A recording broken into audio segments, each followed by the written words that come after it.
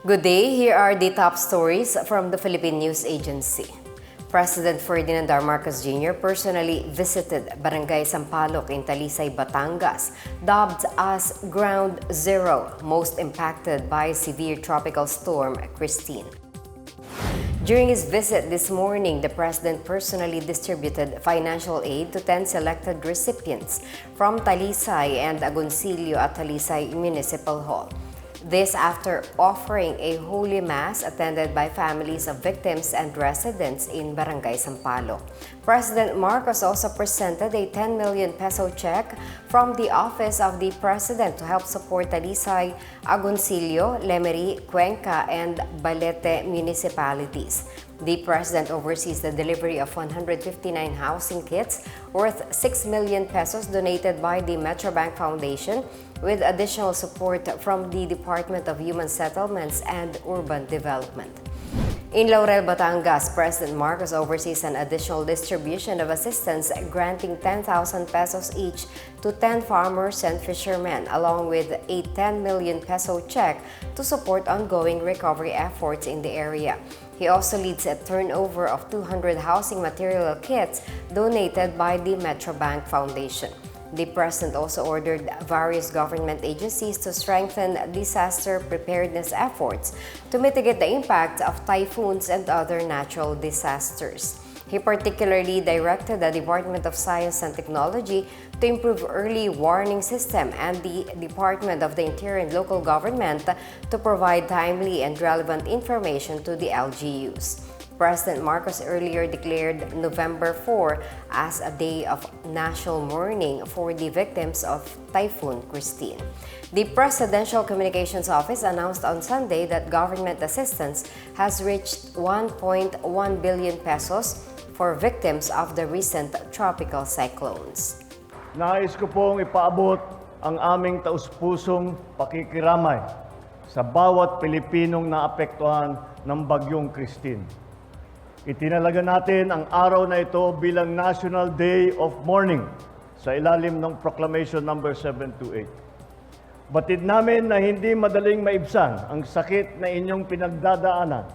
Ngunit umaasa kami na sa suportang handog namin ngayon, kayo ay makapagsimula muli. Mula sa tanggapan ng Pangulo, magkakaloob tayo ng 60 milyong piso na tulong na ipapamahagi ng DSWD para sa munisipalidad ng Batangas, kasama na rito ang mga munisipalidad ng Batangas. Kasama na rito ang Talisay na lubhang naapektuhan ng Bagyong Kristine. Makakatanggap po ng tigsa 10,000 piso ang mga piling magsasaka at mangingisda na labis na tinamaan ng bagyong ito. Layunin natin na hindi na maulit ang pagkawala ng buhay dahil sa kalamidad. Totoo na mas matindi ang mga bagyo ngayon. Mas malawak, mas malakas, mas mabilis ang pagbabago. Kaya inuulit ko ang mga kautusan sa mga ahensya ng pamahalaan.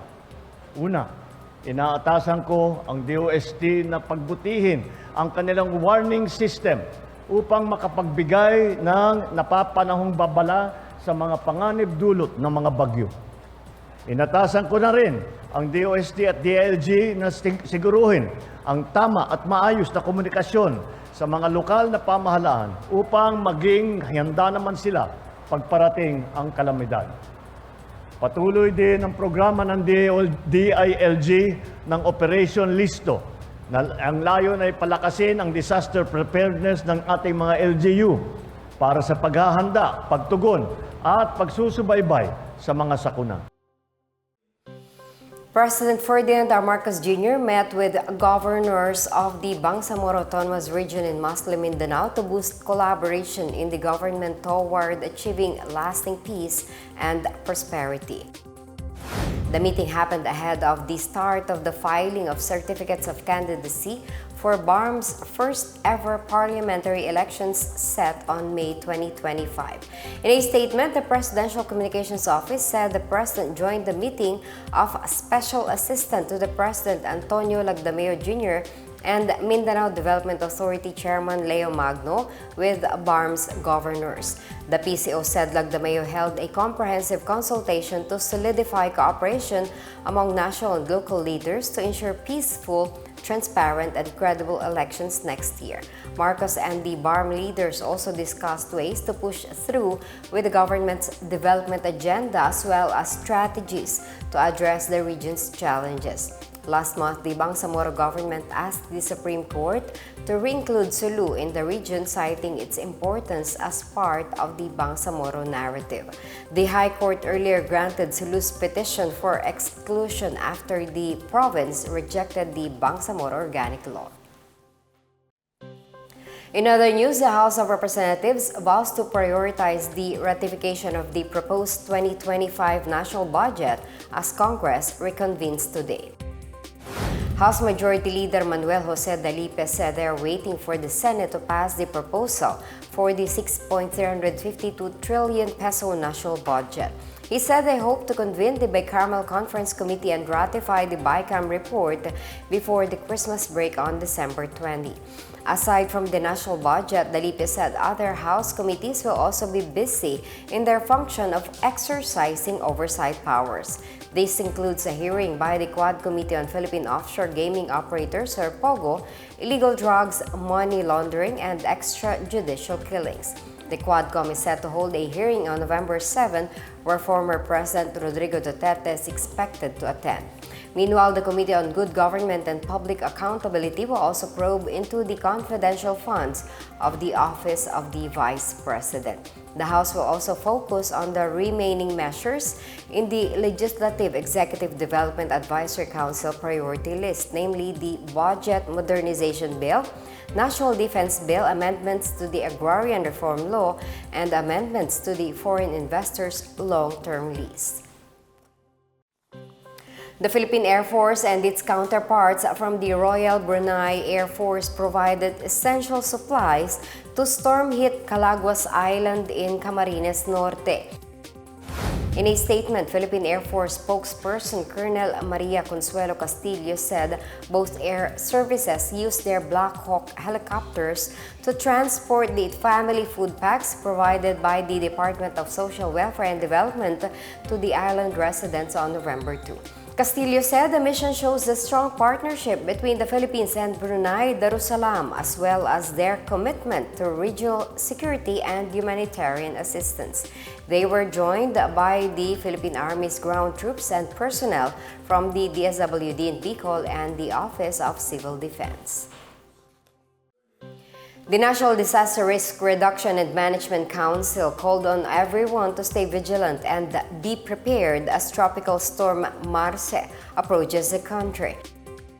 NDRRMC Chairperson and Defense Chief Gilberto Teodoro Jr. said the agency remains on heightened alert while concerned government agencies continue to monitor the situation. In a meeting on Sunday, the NDRRMC made sure that local and regional leaders could respond to the potential effects of the latest weather disturbance. Meanwhile, the NDRRMC continues to distribute food and non-food relief items to victims of recent tropical cyclones like Kristine and Leon. President Ferdinand Marcos Jr. earlier said the government prioritizes the distribution of assistance to calamity victims. Tropical Storm Marce intensified this morning as it moves west-northwestward over the Philippine Sea at a speed of 35 kilometers per hour. Pag-asa said Marce was spotted 775 kilometers east of Borongan City, Eastern Samar, with maximum sustained winds of 75 kilometers per hour near the center and gustiness of up to 90 kilometers per hour. No tropical cyclone wind signals have been raised yet as of 11 a.m. today. Batangas and Babuyan Islands can expect partly cloudy to cloudy skies with isolated light rains brought by northeasterly wind flow. Eastern Visayas, Bicol Region, Aurora, Quezon, and the rest of Cagayan Valley will experience partly cloudy to cloudy skies with isolated rain showers on thunderstorms due to the trough of the tropical storm. Metro Manila and the rest of the country will also have partly cloudy to cloudy skies with isolated rains or thunderstorms.